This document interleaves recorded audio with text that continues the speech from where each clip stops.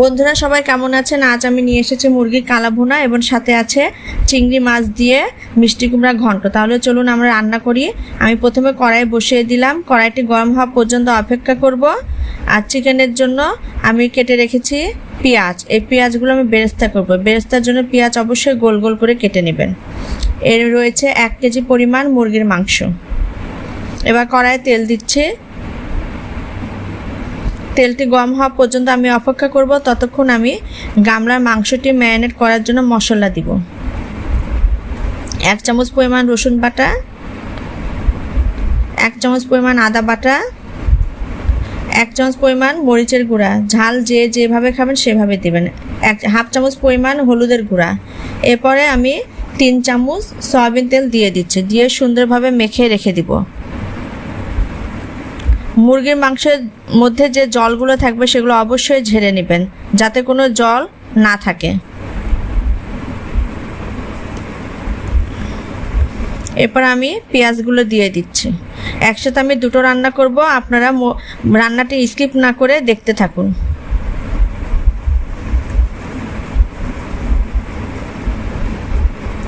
আর রান্নাটি কেমন হলো সেটা আমাকে কমেন্টে জানাবেন। আপনারা এভাবে রান্নাটি করে বাসায় খেয়ে দেখবেন কেমন হয়েছে। এবং আমার রান্নার ভিডিওটি ভালো লাগলে লাইক করবেন, কমেন্টে দিবেন এবং সাবস্ক্রাইব করতেও ভুলবেন না। এবার আমি চামচ দিয়ে সুন্দরভাবে মেখে নিচ্ছি। আর পাশের বেল আইকনটি চাপ দিয়ে রাখবেন, যাতে নোটিফিকেশন সবার আগে আপনাদের কাছেই পৌঁছায়।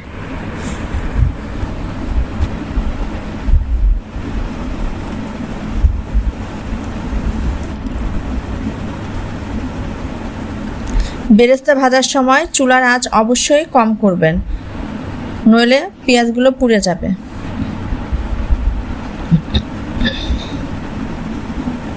আমি এই কালা ভুনাতে মশলা দেওয়ার জন্য কিছু মশলা আমি ভেজে নিয়ে গুঁড়া করে রাখবো।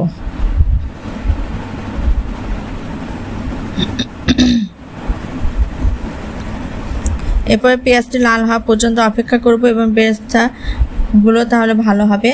এরপর রয়েছে আমি 1 চামচ মৌরি, 4-5টা শুকনা মরিচ, 1 চামচ পরিমাণ গোলমরিচ, রাঁধুনি মশলা, ধনিয়ার গুঁড়া, সাদা গোলমরিচ এবং সাদা এলাচ, 4-5 টুকরা সাদা এলাচ নিয়েছি। যেহেতু আমার 1 কেজি মাংস রয়েছে, এর জন্য আমি 1 চামচ পরিমাণ মতোই সব নিয়েছি। এবার আমি একটা শুকনো কড়াই এগুলো সব ভেজে নিব, শুকনো করে ভেজে নিয়ে গুঁড়া করে রাখবো। এই কয়টা মশলা আপনারা কালা ভুনাতে অবশ্যই দিবেন, তাহলে খাবারটা টেস্টি হবে।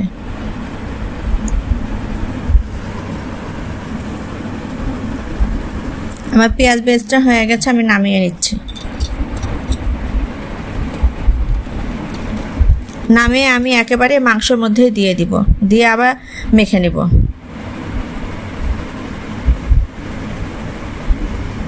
আমি যেভাবে কালা ভুনাটি করছি সেভাবে আপনারা করে দেখবেন, ভালো হবে এবং খুব সহজেই হয়ে যাবে।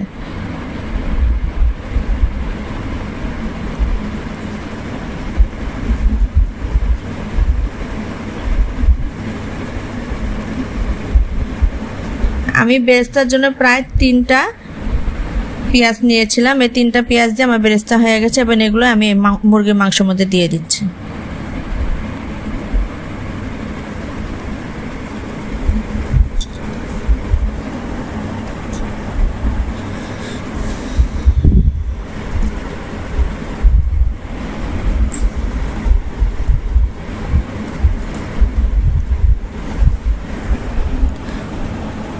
এরপরে আমার কড়াইটি গরম হয়ে গেছে। প্রথমে শুকনা মরিচ ভেজে নিব, কারণ শুকনা মরিচ ভাজতে সময় লাগে। এরপরে আমি একে একে সব মশলাগুলো দিয়ে দিব।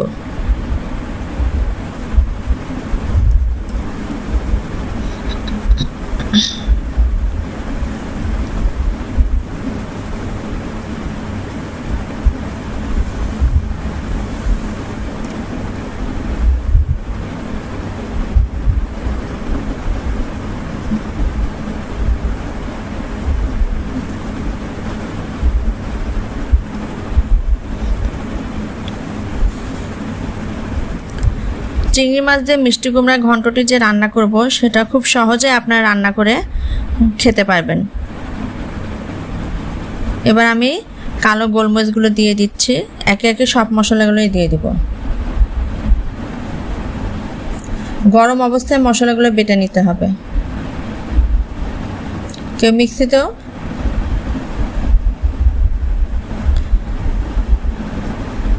মিক্সিতেও গুঁড়া করে নিতে পারবেন। আমি শিল পাটাতে বেটে নিব।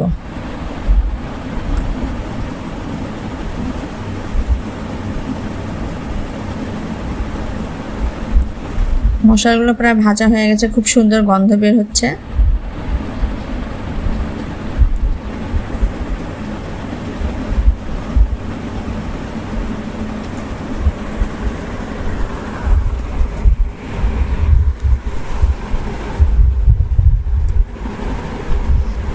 এবার আমি চুলাটি বন্ধ করে দিলাম। এবার মশলাটি নামিয়ে নিব।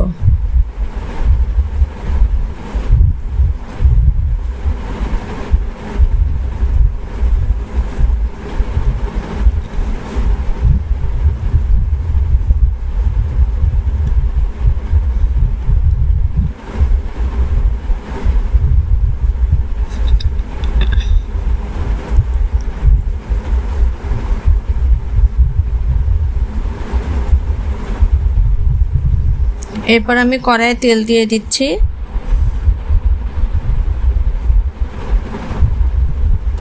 চিংড়ি মাছগুলো ভেজে নিব। চিংড়ি মাছের মধ্যে আমি এখন লবণ আর হলুদ দিয়ে মেখে নিব।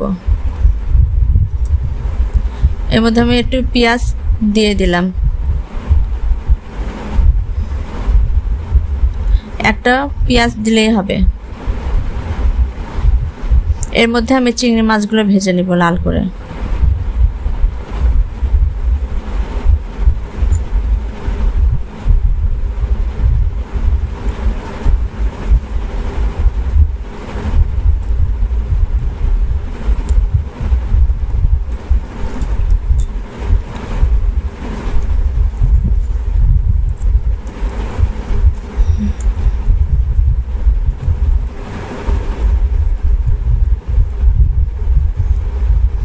পেঁয়াজ যখন লাল লাল হয়ে আসবে তখন আমি মাছগুলো ছেড়ে দিব। পেঁয়াজের সাথে মাছগুলো আমার ভাজা হয়ে যাবে।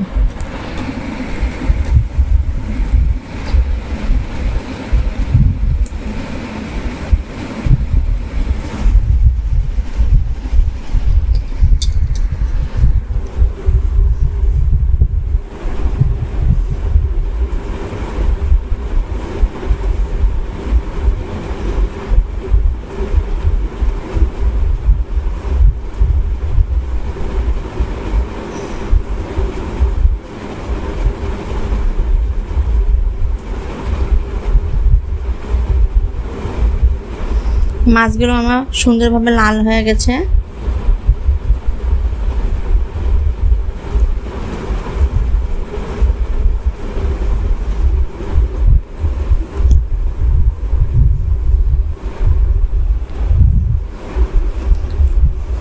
আমি প্রায় হাফ কেজি মিষ্টি কুমড়া নিয়ে এসেছিলাম, সেগুলো সম্পূর্ণটাই দিয়ে দিচ্ছি। কেটে রেখেছি, সেই মিষ্টি কুমড়া দিয়ে আমি ঘন্ট করব।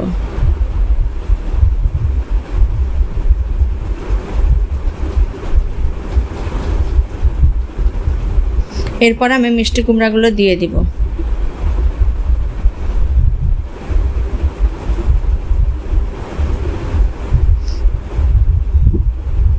মাছগুলো সুন্দরভাবে লাল লাল করে ভেজে নেবেন, নইলে খেতে ভালো লাগবে না। অনেকে কাঁচা মাছ খায়, আমি ভেজেই দিব।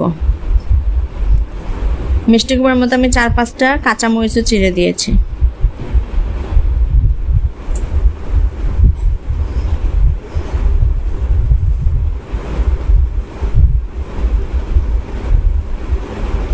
এরপর এর মধ্যে লবণ, মরিচের গুঁড়া, হলুদের গুঁড়া সব দিয়ে দেবো একসাথে। সামান্য পরিমাণে দিলেই হবে। আদা বাটা দিলাম, রসুন বাটা দিলাম, ধনিয়ার গুঁড়াও দিয়েছি, মরিচের গুঁড়াও দিলাম। সব দিয়ে আমি এখন নাড়াচাড়া করে ঢেকে রেখে দেব।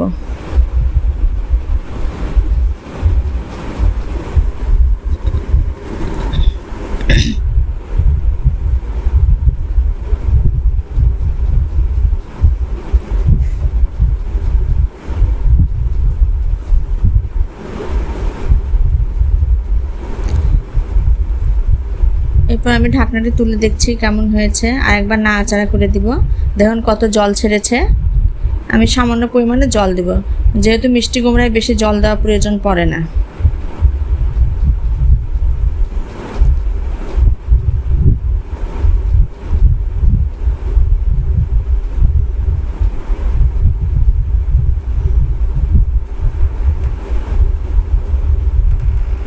আমার গলার অবস্থা তেমন একটা ভালো না, আমি এর মধ্যে ওই গুঁড়ো করা মশলাগুলো 2 চামচ দিয়ে দিচ্ছি।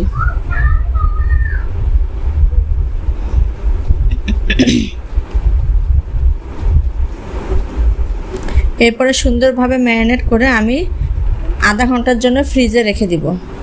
এদিকে দেখি আমার মিষ্টি কুমড়া কী খবর।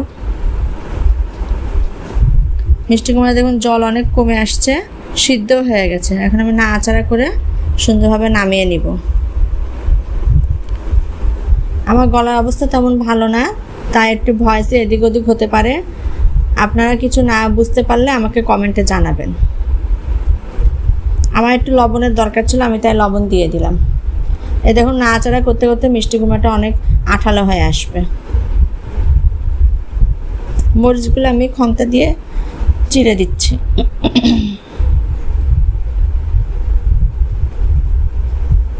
আর এদিকে আমি মুরগির মাংসটি ম্যারিনেট করে আধা ঘন্টা 1 ঘন্টা হতে পারে, আধা ঘন্টাও লাগতে পারে, আমি ফ্রিজে রেখে দিলাম। দেখুন কি সুন্দর হয়ে গেছে। এরপর আমি নামিয়ে নিব আমার চিংড়ি মাছের ঘন্টটি।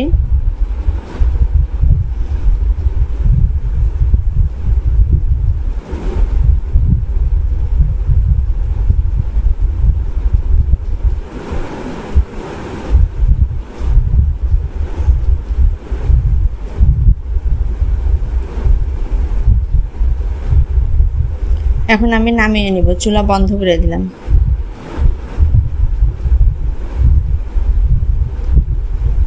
বন্ধুরা আমার সাথেই থাকবেন।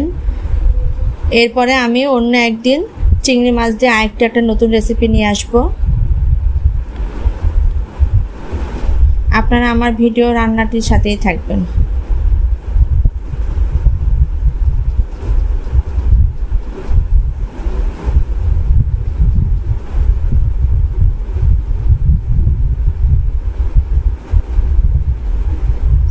এদিকে আমি সরিষার তেল দিয়ে দিচ্ছি। বেরেস্তার তেল ছিল একটু সামান্য, তার মধ্যে একটু সরিষার তেল দিয়ে দেব। আমি 1 ঘন্টা পর ফিরে আসছি। যেহেতু কালাভুনা সরিষার তেল দিয়ে করতে হবে, আমার বেরেস্তার তেল ছিল দেখে এর মধ্যে একটু তেলও দিয়ে দিলাম।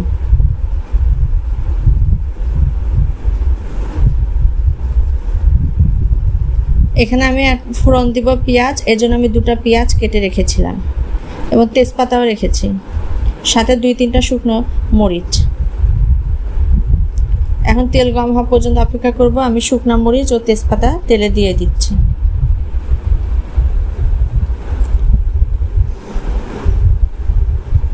দুটো পেঁয়াজ কেটে রেখেছিলাম, সেগুলো দিয়ে দিচ্ছি।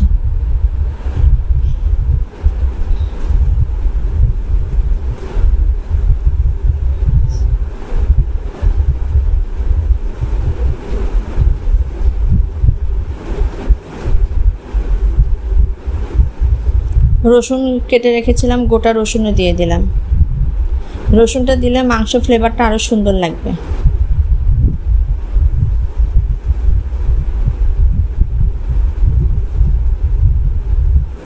লবণ দিয়ে দিচ্ছি। আপনারা কালাভুনাতে কোনো পরিমাণ জল দিবেন না, আমি জল ছাড়াই রান্না করব। কালাভুনাতে জল দেওয়া প্রয়োজন হয় না। এই যে আমি মাংসগুলো বের করে এনেছি, দেখুন সব মশলাগুলো গায়ে গায়ে লেগে গেছে। এখন আমি কড়াইয়ের মধ্যে দিয়ে দিচ্ছি।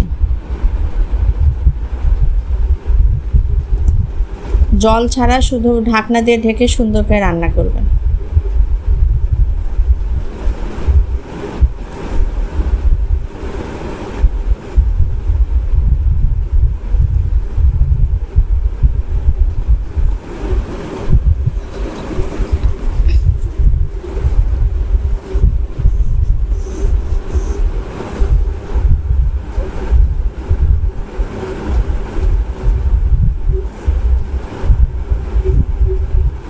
এই যে আমি ঢাকনা দিয়ে ঢেকে দিচ্ছি। আঁচ কম করে ঢাকনা দিয়ে ঢেকে ঢেকে রান্না করবেন। যেমন কতগুলো তেল ছেড়েছে এবং সাথে জলও ছেড়েছে।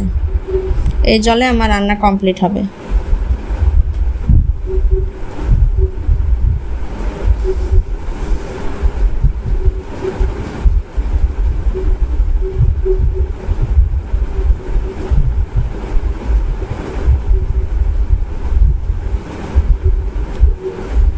আবার আমি 10 মিনিট পর এসে দেখব।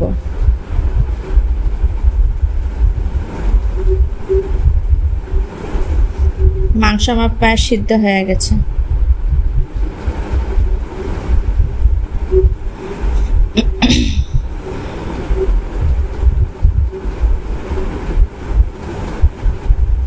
আবার আমি ঢাকনা দিয়ে ঢেকে রান্না করব। অবশ্যই আপনার ঢাকনা দিয়ে ঢেকে ঢেকে রান্না করবেন, যেহেতু জল দেওয়া নাই।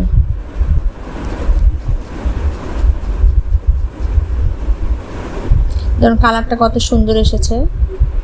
এরপরে আমি যে গুঁড়া মশলা করে রেখেছিলাম সেটাও দিয়ে দিব।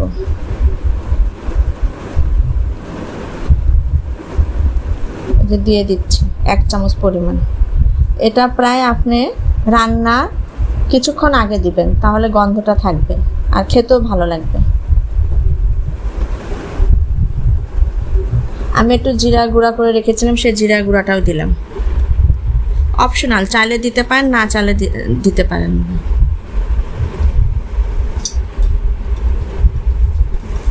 দেখুন আমার কালা ভুনার কালারটা কি সুন্দর এসেছে। মশলা দেওয়ার সাথে সাথে ভুনার কালারটা খুব সুন্দর এসেছে।